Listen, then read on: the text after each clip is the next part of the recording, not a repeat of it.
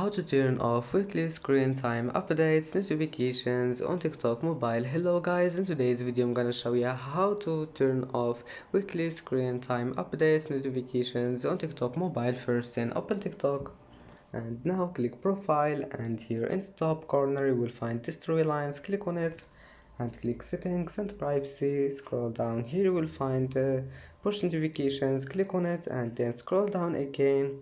Scroll down until you find weekly screen time updates, and here all you need to do is just turn it off.